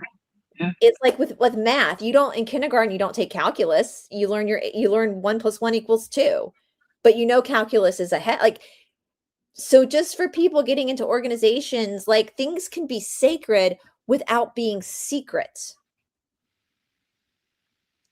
And there's a Yep. difference between talking to someone like a therapist because something's bothering you and being forced to confess something, whether that's to a bishop or to a priest in a box at a Catholic church. There's a huge Or difference. being told that you're a sinner and that you're a bad person because you did this. Right. There's a huge difference between wanting to unload and get guidance from like a therapist. You don't need to confess to anybody to have contrition and to want to correct yourself and self-reflect. Like that, you don't need. And if you have a young girl, especially, regardless of whether you're Mormon, Catholic, whatever, please, for the love of God, do not send her into a room with a fully ass middle-aged grown man alone. For the love of God, just stop doing that. I'm sure 99% of these bishops are good people, would never touch a girl, but don't be that one. We already have a There's, history of PDF files in this faith. there's been some notable men who have left because they were wanting them to ask inappropriate questions. And they were like, no, this is not okay. Sam Young is a great one who has really been pushing. He got excommunicated because he pushed for not being in a room alone with a grown or a little girl. Like that's not okay. And now they have the option. Yeah, exactly. They have the option now. And it's people like that who push back against the system just a little bit to make those changes. That's why talking about all of this stuff is so important so that people can look at it and see what's really going on. That my sister said that now she can go in with her daughter, and on a couple levels, like yes, that's great, but at the same time you're supposed to be repenting for sin, so it's kind of creating more of a lying atmosphere if the daughter Yeah. doesn't want to say anything, in my opinion. That's just it's still very just not okay on so many levels. It's so hard. Like if I had a child, I would want my child to know that they have a right to privacy, right? You have a right to privacy. Yeah, we were not on that. And that No. one, well, we didn't Presbyterian, we didn't have to confess our sins to anyone but God. Like that was it. Like we didn't have to do it like that. And that's one thing I do appreciate in the mainstream church, Protestant church over, is that like, no, you just talk to, like, we didn't do saints. It was just God, just go to God. So we have, now we were missing a huge part of this. There was a woman named Christine. Do you want to talk about, she's like the main, and I love in the first like few minutes of the episode, they're interviewing her and she was like, these people say, I'm paraphrasing. She's like, these people say they don't need help from the outside world. Well, yes, they fucking do. And the way she said, yes, well, it turns out, oh no, she goes, it turns out, yes, they fucking do. And I loved how she said that because she's such a sweet person. You see such a kind person, but the reason she's like, turns out, well, yes, they fucking do need help from the outside world. And she knows from her own experience because she went on a mission and she was born in the LDS church and got in a relationship with a man who she was supposed to look up to, like they told her to in the temple, and treated her poorly, very poorly. Like, and this is what men who are sociopathic, psychotic, narcissistic, all of those people like to hide in these closed system organizations because they are able to hide and able to do whatever they want because these women are groomed from a young age. I was groomed from a very young age that I wanted to become a mother and I needed to learn how to sew and live under the man and form my family first and foremost above anything else. In the IBLP, the Duggar world, the shiny happy people world, and I didn't grow up with this at all, but they had the umbrella system, which kind of sounds a lot like what they do in Mormonism, where it's like God, the husband. So the husband talks to God, he umbrellas the wife and the children. And if you stay under the umbrella, then you're protected. But if you step outside of the umbrella, that's where Satan can get you. And what does stepping outside of the umbrella look like? It looks like basically questioning the male authority. So it's in very this case, similar. Jim Bob. Yeah. He's like, he's taking the place of God in a lot of the situation that they're dealing with right now. And that it makes me sick to my stomach that there are forms of Christianity, even though I don't agree with Christianity, but because I am a Westerner, that's my religion of origin, where women are still being taught that they can't have direct access to God. And that's the Mormonism as well. It's like, we're not our genders. And that's why I wish more people would study the Yoga Sutras, because I think it would take power away from a lot of these religions. You're not your body. Your body is just an experience for right now. You're not female in soul, nor are you male in soul. And so why No, then that's completely opposite of Mormonism because they you are really who you hunker are. into the nature, Yeah. don't they? Which is wild because in most spiritual and religious beliefs, they believe the soul comes first. The soul came first, and that created that's really a common thread. And it seems like in Mormonism, they really hunker down into the nature, and nature is only temporary. And if you cling, as we learned from the Yoga Sutras, if you cling to nature as your eternity, that's going to cause mass suffering anyway, because it's cognitive dissonance, because nature has a cycle, birth, life, death. It has a cycle. It runs on that cycle. And so this thing that you're clinging to for eternity actually does have an expiration date. It can cause, at least Patanjali said 5,000 years ago, that's why you sad, boo. That's why you're sad. Because you have this fear of death, because you don't know, you forgot that this is just a car. This is just a avatar, that your soul is what's important. Yeah, they don't just forget that. They push that you are who you are in the pre-existence. Before you came here, you chose your family, and you will die who you are and become a god after you're here on this test, it's interesting because we are taught in a way the pre-existence. I mean, like in now what I believe, that I was somebody probably before I came here. I was reincarnated into this life and I'm learning lessons again as somebody else. It's just a ride. And it's just your soul's refinement, right? Like your soul you cannot kill a soul. Your soul will never die, but your body will. You'll exit. And the soul knows that. So that's the thing, is like our fear comes from our thoughts, right? The soul is totally fine with leaving when it leaves, right? And so, but when you have a religion based on nature, where you believe that God was once a man, and you believe that people with an XY chromosome, genetic men, are somehow more worthy than you, we get someone like Sam Baitman. Now we have this woman, Christine, I'm going to pull up some pictures, you guys. And I told you, Larene, I could totally see you doing this, Larene. I could absolutely see you do what this woman did. Now I talk totally about would. For the kids, I would do anything because that's what we're here for, to make the kids' lives better than ours, right? absolutely. Now talk about somebody following their gut intuition. So her husband, who I don't think was ever Mormon, was he? He's Turkish. I don't He's think so. he was like toga. He was like a music video filmographer. And she just decides that one day they're going to move to Short Creek, which there's a lot of poverty there, isn't it? There's a lot of poverty in Short Creek. It's not like you're moving to a bustling metropolis, you know.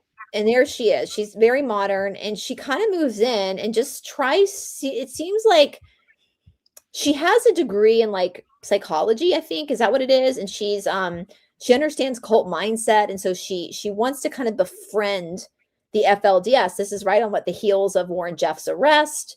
And so she wants to go in to kind of help them be on their side, give them some humanity. So she's gonna like do a documentary to like bring out the humanity of the FLDS, which I think is really important because I think sometimes we do see them as like non-human because we don't agree with their belief system. And I think you're kidding yourself if you're saying, I don't believe that. But I think sometimes we do kind of put people in, oh, that's just the FLDS or that's just that group. It's okay. It's fine. Look what's happening in Iran right now. People think that we should leave them alone because they're Muslim. No, well, no, they're not. They're Zoroastrian. But does that mean that we have to hang a bunch of kids? Like, so she's right. But she's so patient. Is there anything you want to add to that? Like, just her and her purpose, like why she went down there?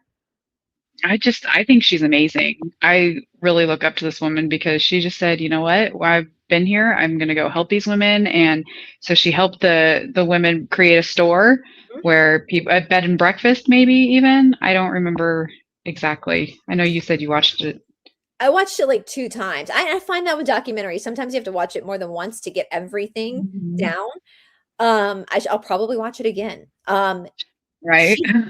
She she gained their trust as an outsider, and she's ex-Mormon. She's left the Mormon faith, so she's just as secular as we are.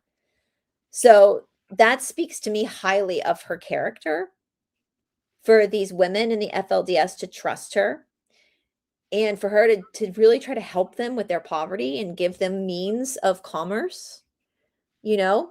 Um, Mhm. and as her husband's just kind of filming people, I don't think they really even knew like what they were gonna be doing with this footage. They meet this man named Sam Baitman. Now, this is gonna sound so mean, and I apologize if it sounds mean, but he's a PDF file, but whatever.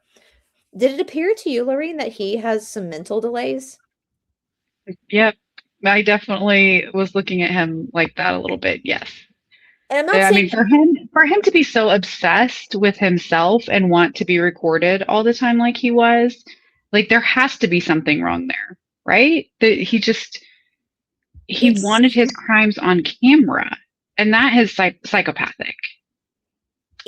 there's something wrong with him. Like I don't like I just started saying I love on the spectrum. So I'm not saying that in everybody that has like a mental disability is evil, but it did seem like there was something.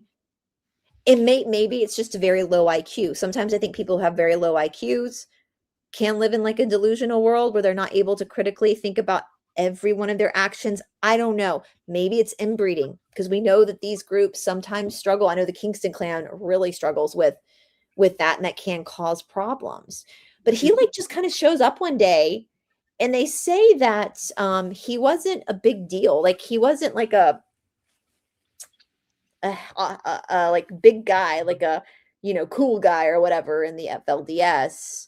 Isn't it Or funny even that very successful, like business wise. no, but isn't it funny that even in the FLDS they have like high school cliques? They have like the cool kids. Like you can't escape it, guys. Every group's got like the cool kids and like the losers, like loser. Like that's what I was thinking. I was like, even you guys have have the cool kids table. But yeah, he wasn't successful. Warren Jeffs had previously gotten rid of a lot of powerful men before he was arrested so he could have more wives for himself and his frat boy friends. So he was one that got kind of left because he wasn't seen as a threat. He's very dorky. um he kind of shows up, and it's very childlike because he wants Toga to like film him like hiking. And it made me Yeah. actually uncomfortable watching it because it felt like something my nephew when he was younger. He's too cool now. He's like 13 now, so he's way too cool. But when he was like younger, he'd be like, watch me do this, and it's jumping on the sofa, like it's kind of, how did you feel about like it felt, maybe that's where I was like, is this guy mentally delayed? Like, yes. Yeah. It was And weird.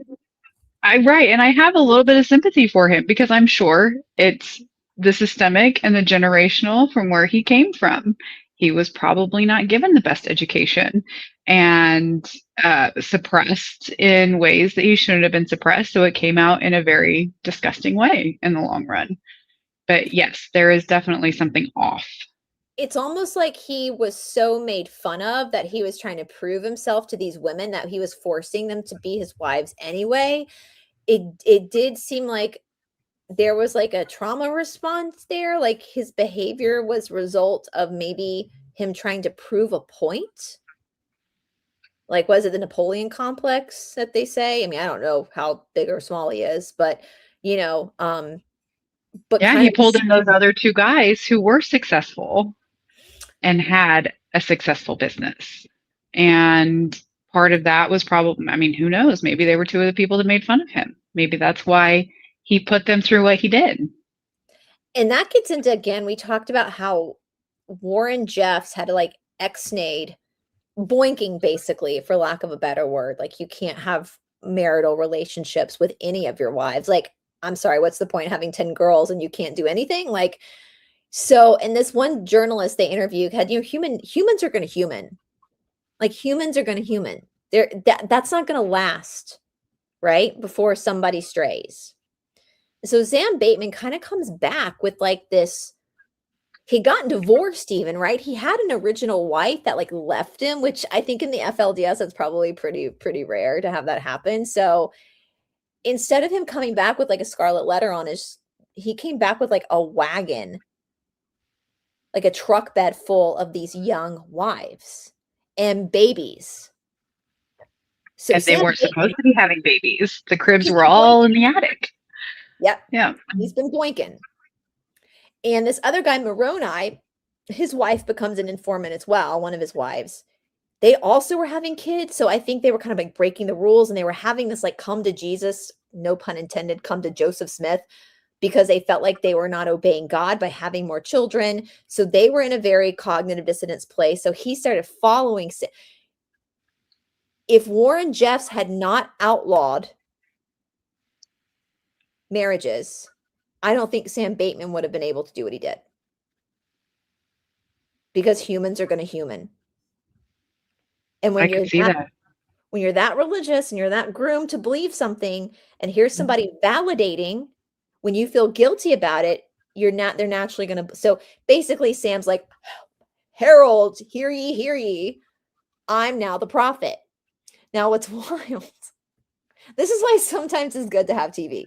This is why sometimes it's good to have modern. He told everybody that Warren Jeffs, he's been dead. And they've got, what did he say, a mannequin? Was it a mannequin? I don't remember a mannequin, but he was like taking in his thoughts, and Warren was speaking through him now, right? And that's what Warren did with his dad, right? When Roland died, like he pulled the same. And the reason why I started the whole first hour giving you guys the backstory is because just hearing this on its own, you're like, what is in the water? What drugs are they on? Like, how are people believing this? But if you understand the backstory, you see why people are believing this. And the good thing, Christine was an ex-Mormon, because I think she has a deeper understanding psychologically of what's really going on. Right. And she's been through what some of these women have been through with that cognitive dissonance of knowing that something's not right, but not being able to figure out what that is because they've been groomed from birth that prophets are real, prophet, seers, and revelators. And if your prophet is now dead, there's got to be a new one, right? Yeah. Somebody's got to take their place. Like Turns out it's a really good hiker named Sam Baitman. I don't know if I'd say it was good. It was weird. It It was was like weird. skippy. It made me uncomfortable to watch a grown ass man like acting like a 12-year-old, younger 8-year-old. Like, watch me, mom. It was weird. Like it was weird. And so they start getting footage of this guy. I don't even think they really again knew. And God bless Toga, the husband, because he's like, that's really good, man. Like, I don't know. I wear my heart on my sleeve. I don't know if I could keep a straight face. Yeah. I think Yeah, they were great with how they infiltrated and kept their trust for as long as they did. it was, I mean, kudos to them, patience to them.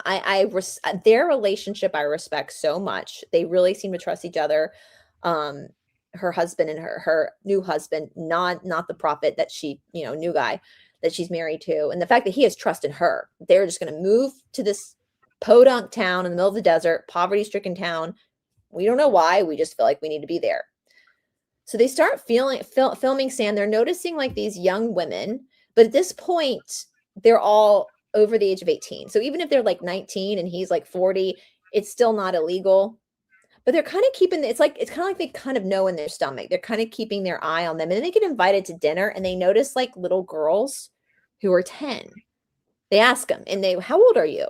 Now, what's wild is they were able to digitally change their face. Did you pick up on that, Larene? Like they said in the beginning, isn't that wild they could do that? I thought that meant they were just going to fuzz their face out. Right. And then they were like different people throughout the whole show. It was crazy. They digitally altered the little girls' faces. So you actually, which I think was impactful to actually see a face and not just a blur to get the impact of how young these girls are.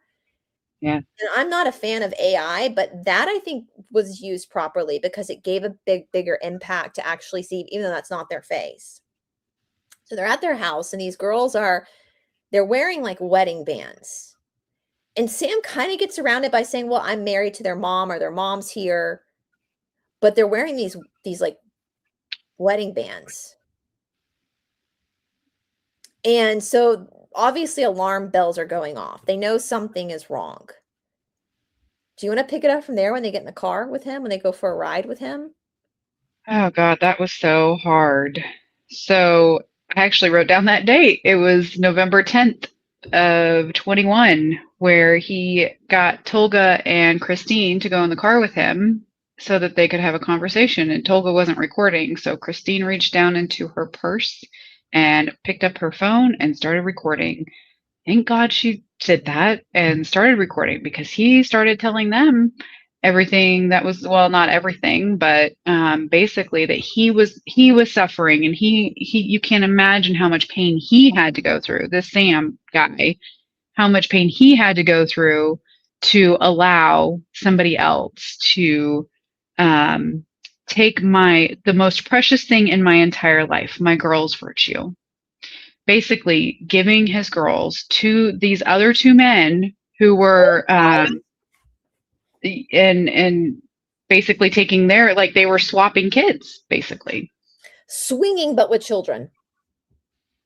Ugh, it's just so disgusting. It's so disgusting. And you hear in the because she's recording, so they put the recording up that the little girls are in the car. These are like 10-year-old girls, and they're like, it hurt. I was scared. So they're I was terrified. One of them said, I was terrified. and it does hurt. It hurts, right? That first, but you're 10. And then he kind of coaches them to say, but it was like, I can't remember the words exactly, but like it was good, it was transcendent, right? So they start to repeat what he's saying about them being assaulted. He did that a lot. Mm-hmm. To hear it on the documentary, words cannot express how unbelievably, like, it makes me like, I feel like it's so disgusting. But yet he's the one suffering. Right. It's an inversion. It's that reversal. They're going to deny it. They're going to attack the victim. They're going to reverse, and they're going to victimize themselves. And then they're going to offend. It's just a vicious cycle. It's like these girls aren't even human. Like he was like, God told me, I'm paraphrasing, that for me to pay for the suffering of the world, I've got to watch my most precious things be like boinked by these two men who are old enough to probably be their grandfather. Like, Especially in watch, that literally culture. watch, not He just like watched. in another room. He No, watched. he watched. And these are like prepubescent girls. And here, like, I'm so impressed by Christine and Tolga because she recorded, but she kept her cool. They didn't react. But then they get back to their house, and that's when you see her kind of break down. Like they run in, he pulls his camera up, and she's standing against the wall, and she's like, "We have to go to the police." She's like, "I got it on recording. We have to go to the police. We have to go to the police. We have to go to the police." So they go to the police. Now again, this police officer, like, I usually support the police, but to you, because what are you talking about? Your precious heart can't handle this. What about those girls? What about their hearts? So let's It's talk your about that. whole job to go in and save kids and save people who are abused. That's literally your one job as a police officer. And he literally said his heart was too tender. I don't want to worry myself with things like that. Then what are you doing? So You why should not be a police officer. Period. Like, it's so our whole system is so backed up. Like when they started talking about bringing in DFS, I immediately like locked up because I know of so many horror stories even with that system. So we have broken systems throughout everything. And the cop is like, and then they tell them that they don't have enough evidence, that this is not enough evidence, which I have a really hard time believing. Now, I know different states are different with how much they have to have. And Tolga even said, "What, do I have to get in the bed with them to film the crime? Is that what you want?" I'm pretty sure that cop was only in the first 2 episodes, right? He didn't show back up later. No, because this whole time, and this went on for years, didn't it? She was like documenting this for years, and she was stalling and stalling and stalling because you can only film a documentary for so long. And she finally, I can't remember how it happened. She said something to one law enforcement, "Why can't we get the FBI involved?" And they said, "Well, it has to cross multiple state lines." You're in Short Creek. You're in 2 states. Right.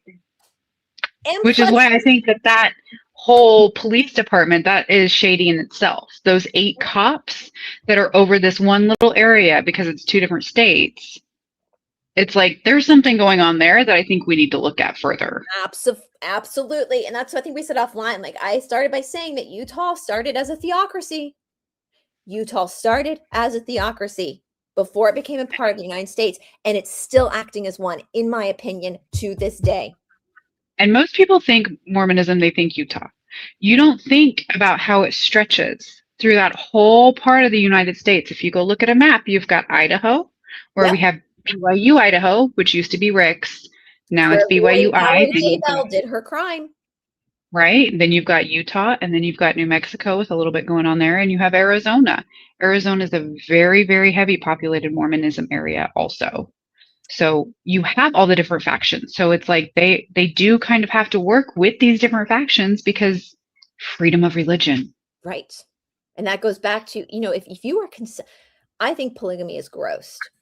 I think no offense if you do polyamory, but I think that doesn't work for me. I think that's gross too. But a lot of that comes from the fact that I've studied Eastern philosophy for a long time. And I know that when you're intimate with somebody, you share karma, and I don't want to be sharing karma with 10 people. I'm good, which is 1. Yeah. And no I can't imagine. Like, I'm way too busy as it is. Like, I'm way too busy as it is. Like, I don't have time for multiple men. Like, that's a lot of work. Ow. You do you. You do you. If you all have informed consent and want to do that for yourself, you do you. As long as you're not hurting a child, go ahead. But that doesn't work for me. Call me a prude. I don't care. I'm monogamous, I always have been. And that's 1 is enough for one rod is enough for me. One-eyed snake is enough for me. So, and that is not the most attractive part of a man anyway. It has a purpose, and that's that. I can't imagine multiple. And honestly, I don't think Todd could do much. I think it would overwhelm Todd as well. So I think I'm enough for him. I think just me and my drama is enough for him. So anyway, but with that being said, this is where freedom of religion crosses. Like, do these women have informed consent? Are they being carpooled? Warren Jeffs got in trouble for underage. And we also see like arranged marriages, which in India, they do a lot of arranged. Oh, you're totally fine. Yeah, we're going. It's a long one today, girl. So yeah, you can start from the beginning. I am going to have to get off here probably in the next 10 minutes. Oh, wow. We can do part 2 if you guys want. Anyway, so there's a lot. Like, I could talk to you all day about this. So speed it up. She ends up getting the FBI involved, and the FBI is like, why didn't you come to us sooner? Like, why didn't you come to us sooner? And that to me was red flag a flapping. That's really when I was flipping off the TV, and that cop that I had saw earlier that rubbed me the wrong way. Because why didn't they? Why weren't they involving a higher level of authority here? I don't understand. I mean, not that I love the FBI and who is running that department right now and everything that's going on with Utah and another assassination that happened out there. There are still good people in those departments that do want to help. Right. People got mad at me when I had my stalker and I went to the police. I'm like, who the fuck am I supposed to go to? Like, who else I know it's corrupt, but who else do I have to go to? And at least you're creating a paper trail. Show me this imaginary good law enforcement agency. This is all we have. And this woman seemed very genuine, that she genuinely wanted to help. And when she said that, Larene, when she said, why didn't you come to me sooner? That's when I got even more suspicious of the politics in Short Creek, because Christine didn't know. She's a citizen just like you and me. She's going to the cops. She's trying to get the cops to pay attention. And it wasn't until she got frustrated that it dawned on her that there's the FBI. And they said, well, it takes multiple states. And it's like, are you stupid? We're in Short Creek. We're in the perfect place for the FBI to get involved. And they were talking about other states also in the documentary. They mentioned, I think, Oklahoma, Colorado. There are multiple states that these girls are going to. And if they are willing to give up their underage child to a friend in the church, what else are they doing? Exactly. It's scary. It's scary. So basically, Christine and her husband become informants for the FBI at this point. There's another wife, and I loved Julie. Was that her name? Moroni's wife. Now, she still follows Warren Jeffs, but she, from the very beginning, was like, something sneaks in Denmark.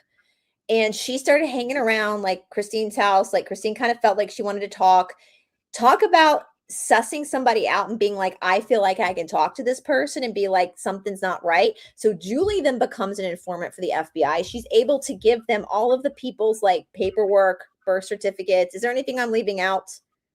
Just interrupt me, Green, if you need to say something, because no, that's all right. Yeah, Julia was her name. Well, Sam Baitman first gets arrested while they're trying to do this thing because he's transporting girls in the back of a U-Haul truck, and they have to hold the door shut with their fingers. So a cop, just a street cop, sees him, pulls him over. So that's the first little hit. But the local police don't know that there's actually an FBI investigation going on. And so the FBI then has to talk to them, be like, we need to cool it because we're trying to actually do basically a PDF file ring sting. And finally they find a day where they swarm, they arrest him. And there's even more shenanigans that happen after he's arrested. Little girls, the Department of Family Services steps in. The FBI did not know they were stepping in. They step in. They take the girls. They put them all together in the same. Yeah, they're singing their little church songs. I mean, these are little girls. They see a torn up piece of paper in their foster house they put it together that says Christine was the informant. And they're able to get a hold of a phone to call. So then they find out that Christine and Tolga, they think, are like traitors because they believe Sam is the prophet. It's so stressful. I don't know how Christine did not lose her cool. I don't either. Like I can't even imagine all of the feelings that she had with all of that because it, it to be called out, like for them to find out through a ripped up note because of the agency that's supposed to be there to help, Mhm. like it was heartbreaking because then you lose the trust of the girls and are they ever going to forgive you for what you've done? And I think in a perfect world, they would never even have to figure out that they were the informants, right? In a perfect world, they could just get the help they needed. And they end up one of the sister wives goes and like gets the girls and kidnaps them basically.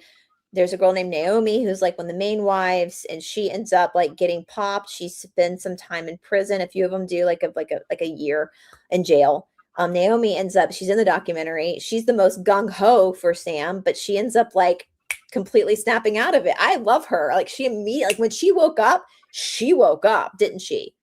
Yes, and I love that when she was like, he lied to me and said he hadn't talked to anybody for a year, and he hadn't even been in jail for a year. And so she started doing art and really like asking herself all of these questions. And she said it beautifully, where it's systemic, it's generational. It is not necessarily her fault that she went along with it for as long as she did because she was brainwashed. And there are so many levels of brainwashing in this documentary. It's insane. Like It's insane. everybody needs to go watch it. And it shows you that the court was actually pretty fair, I think, because I think they did take into consideration that some of these people that could be charged as co-conspirators are also victims and how victimized they are in the FLDS as women. Moroni, the father, one of the fathers who gave 5 of his daughters to Sam, and that's one thing Todd said when he watched it, that he was so impressed. I mean, he gave his daughters, his young children, to this man, but Todd was like, he owned it. At the end, he admitted it and he saw it for what it was, and he went to the authorities and he admitted it. And Yep. that And took he was just put away this year for 25 years after he was on house arrest for a little while. So yeah, he's going to pay for his crimes. And I'm sure Sam is just sitting there like he still thinks he's a prophet. blaming everybody else. But Naomi is out Mhm. of prison now, and I follow her on Instagram now. She's beautiful, beautiful. She's absolutely gorgeous. She's in total, what do they call them? Gentile clothes. Is that what they call them? Yep. She wears her short skirts, and I actually sent you, I'm pulling it up. I took a screenshot of her Instagram account that I took from one of her Insta stories, and it says, "I love coming to my senses because what the fuck was that?" Like the fact that she can actually just like laugh about it now and Haven't make we all been there too? yes, Like we've all been there. We've all made stupid choices and yeah, decisions in our lives. Let's and own held them herself and do there. better. And she did some time in jail, and she used that time to self-reflect. And I know that Christine has helped her a lot, come out and get sorted and get to school. She's in school now studying psychology.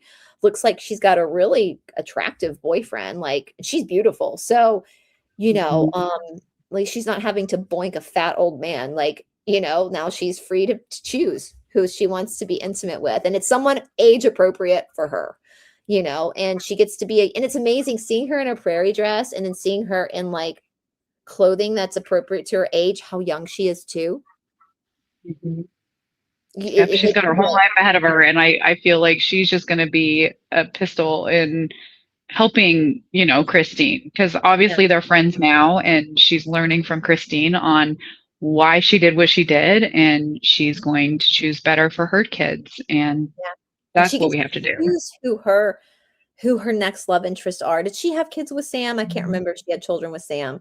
I Um, don't know. she's They didn't really really talk young. about her kids. They don't talk about if she has kids with him, but she's like in her mid-20s, like she's young. And the Mhm. life she's lived up until this point is so different than most girls her age, and it's just refreshing to see her be young and be 20 and wear mini skirts and put lipstick on and find out who she is and be an artist, because I don't think in the FLDS you get to celebrate your talents and what the natural talents God gave you. And so I'm so happy for her. I know you got to hop off. I could talk about this all day. I could So too. I wish rest I in didn't have to hell, go. Sam Bateman. Like you're right where you need to go. Like maybe you can get a posse in prison and you can just be a little prop in prison. You and Jody Hildebrandt maybe can like have your own little squads going in prison. But I am so impressed by Christine. I hope that the rest of the people in the FLDS come to their senses, or at least take some autonomy back. And yeah, is there anything else you want to say before you have to hop off, Larene? No, just thank you for having me. I loved having this conversation. Wish we could talk longer. I But know. you gotta show everybody the Fusion Body Studio. We didn't even get Yes. to that. Actually, yes, you guys. So we haven't even, I don't even know. We're changing platforms, and I'm so excited about it. If you have to hop off, Larene, please feel free. I don't want to keep you from your duties, your Gentile ways, us scandalous Gentiles, Go break the Sabbath. I know. I should make a t-shirt like I'm a scandalous Gentile. Ooh. But we have been on a platform called Learn Worlds for our Fusion Body, and we opened it. We didn't know like what was really going to take off. It was going to be the courses, the workout videos. So Learn Worlds did a lot for us for the first year and a half, but we know that it's hard for people to like find the workout videos. And we are changing to a new platform called Movement. And I am so excited. We're hoping to have everything changed over by May. For people who are a part of Fusion Body Studio, you don't need to do anything.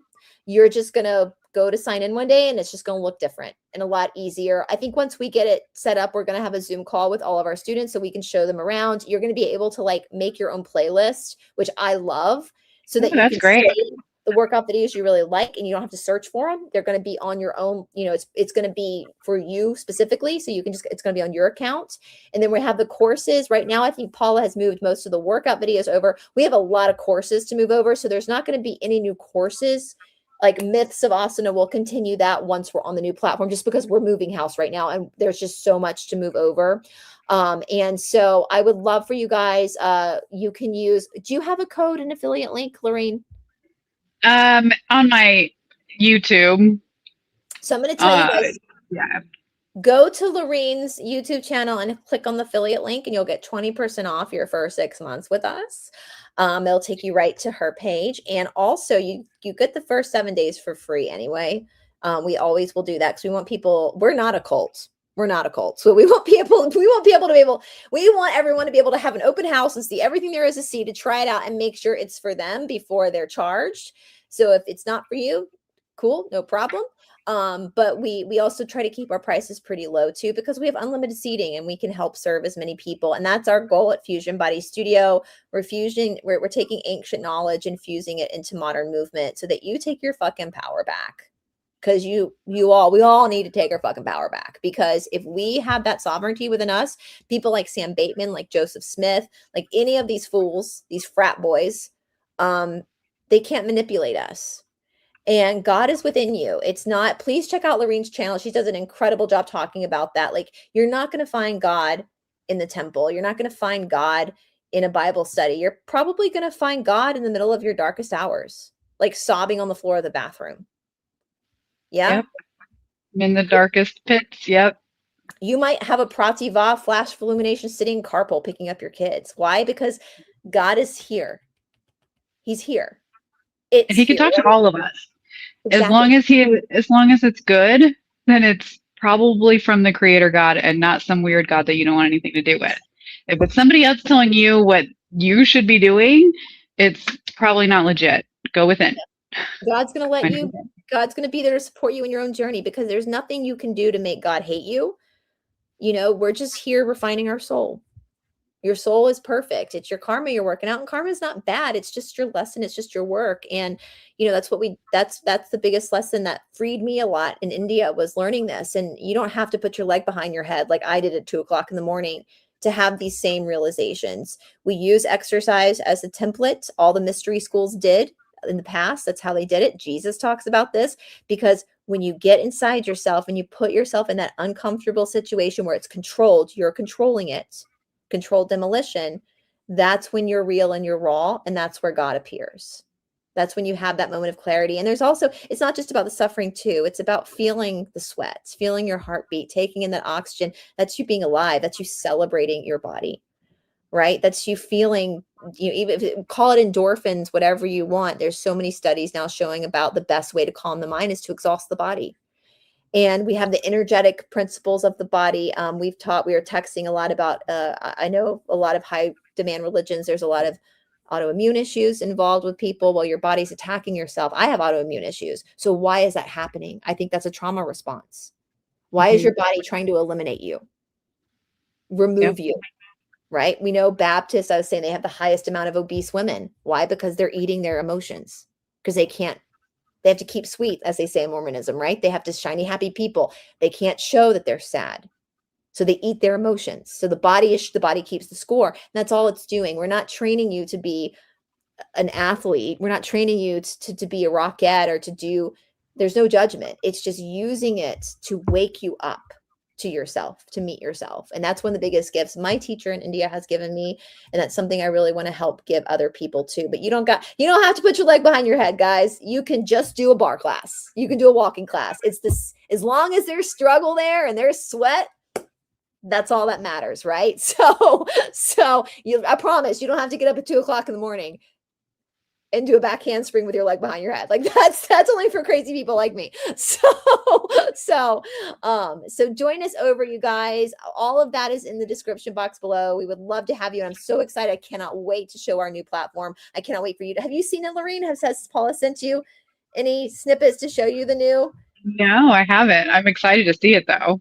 I've seen some of it. It's really cool. And we're hoping it's going to just really refine it and help it make it more accessible to you guys and to our students. I'm excited about like my favorite playlist because I Yes, do have a few videos that I love, and I should go outside of my box more like I did. I think it's the Forca one. I did that one today for the first time, and it's good to change it up. And I think you said in that video, like sometimes you need to do the videos that you don't want to do, but it is nice to also have those favorites. Yes, and even the videos you don't want to do, but they inspired something, you can put that. And that's something I've been wanting, because we're going to keep adding more videos, and I want people to not get frustrated. I want you to be able to like put what you want onto to the side, so you know where it is, and it's specifically designed for you. I won't see your playlist. Paula won't see your playlist. It's just specifically for you. It also adapts well to your phone. I'm not sure if there's actually an app, but I've seen it on my phone and it plays perfectly on the phone. So please join us, you guys. And again, for the people who are on Fusion Body Studio, we are studying the lymphatic system right now, which is one of my favorites things to study. It's really big in the personal training world. I'm like, fools, yoga's been talking about this for like 5,000 years. So we're probably going to carry it into May too, because we decided to do the lymphatic system as we were moving. So we're probably going to carry it over into May, just really talk about it. I'm going to film tomorrow a low impact lymphatic flow bar. Most exercise are lymphatic friendly, but I really want to focus on what the particular movements are that really trigger the lymphatic flush.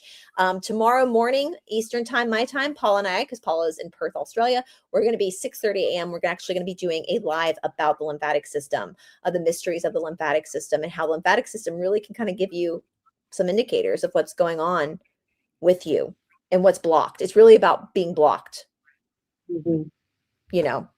physically and energetically. I've had a couple lymphatic massages, and I know like some of the things she's showing me is helping, but your exercises really help more, I think, than even the massage, just because you're working that sweat and you're getting your body to move.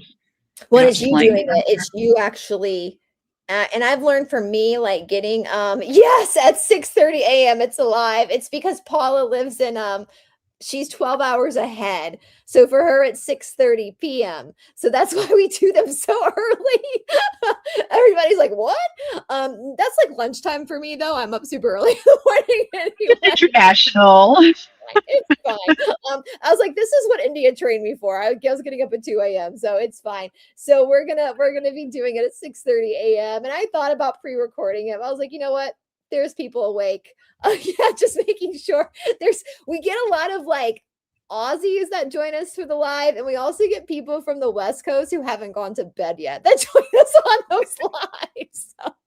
So there are some people but you can watch the replay. It's going to be up. The replay will be up. And so we're going to talk about like obviously biological response from the lymphatic system, but that's boring. Let's talk about the energetic stuff. Like, what is this actually telling you about yourself and where you're blocked and all that kind of stuff. And lymphatic massages are great, but yeah, when you're doing it, you're in control. And that helps when you're working out and you're struggling to really think about where the lymphatic glands are, like how you can pressure them to get. You'll be up. Well, join us, Kathleen. We'd love to have you. We'd love to have you. So anyway, well, girl, I know you got to go. You're a busy Gentile heathen. You've got heathen outer darkness things to do. So do I. It's way more fun in outer darkness. Way more fun. It is. So you guys, again, make sure to check out Larene's channel. We will be back soon. I've got the Bigfoot Festival again upcoming this weekend, so there might not be any lives this coming up weekend because we're going to be at a Bigfoot Festival. So but yes, we'll be doing way more together. Well, girl, I'll let you get going and get to your heathenistic lifestyle. And we love you guys. Again, make sure to subscribe to Larene. Watch, trust me, the false prophet. I would love to hear your comments down in the comment section below, what you thought of it, and where you see similarities in how you were raised, or different areas of the world, even if you're not a Mormon, because that's what's important, because this is a human story. This is not just a Mormon story. It's a human story. So all right, everybody, we love you, and we'll see you very soon. Bye, guys.